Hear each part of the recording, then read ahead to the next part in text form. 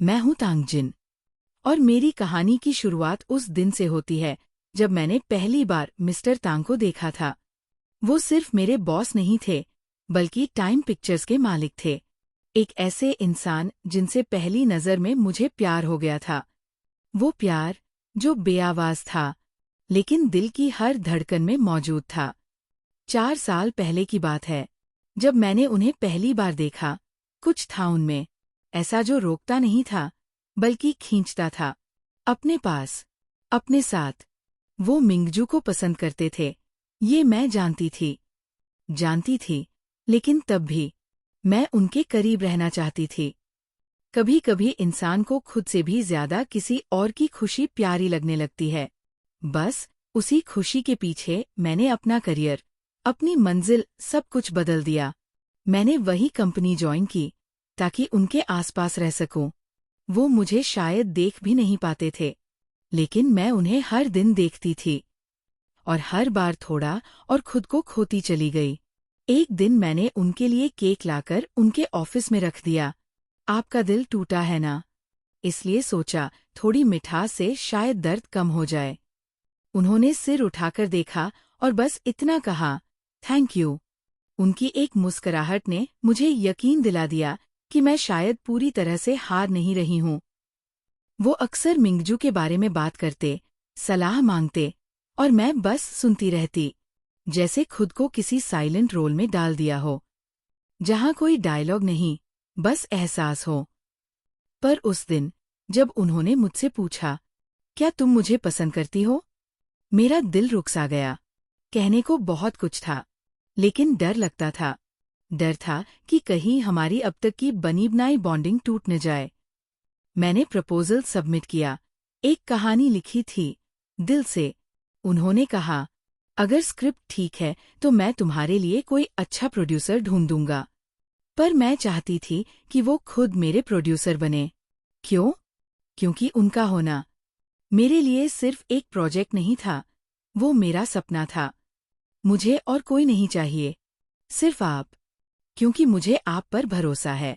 मेरे शब्दों में सच्चाई थी, मासूमियत थी, और शायद थोड़ी सी हिम्मत भी। फिर मैंने वो स्क्रिप्ट उनके सामने पेश की। ड्राइंग अच्छी नहीं थी, लेकिन दिल की इमेज थी उसमें। वो मुस्कराए। शायद पहली बार उस मुस्कराहट में मैं थी। उन्होंने कहा, काफी इंटरेस्टिंग है। और उस पल मुझे लगा जैसे मेरी मेहनत, मेरी चाहत, सब रंग ला रही हो। पर कहानी इतनी आसान नहीं थी। जब मैंने उन्हें बताया कि मैं कंपनी छोड़ने का सोच रही हूँ, तो उन्होंने पूछा, क्यों? मैंने कहा, क्योंकि मुझे खुद को खो देने से डर लगता है। हर दिन उनके साथ काम करना, हर बात में उन्हें शामिल करना, ये सब अब बस आदत नहीं, जरूरत बन चुका था। पर उन्होंने कह दिया, हम साथ नहीं हो सकते। इतनी सी बात थी, पर उस दिन लगा जैसे दिल को किसी ने हाथ से तोड़ दिया हो। मैं चुप रही, जैसे हमेशा रही थी, पर अंदर से टूट चुकी थी। तो फिर ये क्यों पूछा कि मैं तुम्हें पसंद करती हूँ? मैंने धीरे से पूछा। उन्होंने कहा कुछ नहीं, बस देखा, जैसे जवाब उनकी खामोशी में छुपा हो। मैंने खुद को मजबूत किया। कहानी खत्म नहीं थी। मैंने प्रोजेक्ट छोड़ा, स्क्रिप्ट पूरी की, और खुद को एक नई शुरुआत की तरफ मोड़ दिया। लेकिन फिर वो वापस आए। एक दिन अचानक, मुस्कुराते हुए बोले, मैं नीचे आया, देखा तुम्हारा सामान रखा है, तो ले आया। मैंने पूछा, अब क्या मेरा पीछा करना शुरू कर दिया है? उन्होंने कहा, अब जब आ ही गया हूँ, तो फैला हुआ सामान समेट देता हूँ। इतना आसान नहीं था ये सब, पर उनकी मौजूदगी ही मेरे लिए राहत बन चुकी थी। वो एक दिन बोले, तुम मेरी हो, और मैं तुम्हारा हूँ। मैं चौंकी, फिर मुस्कराई। इतनी देर बाद? पर सच तो कभी देर से ही आता है ना? उन्होंने कहा, कभी कभी एक कैक्टस पर भी फूल आ जाते हैं, क्योंकि किसी ने उसे वक्त दिया, पानी दिया, धूप दी, और प्यार दिया। शायद मैं वही कैक्टस थी, और वो मेरा फूल बनकर लौटे थे।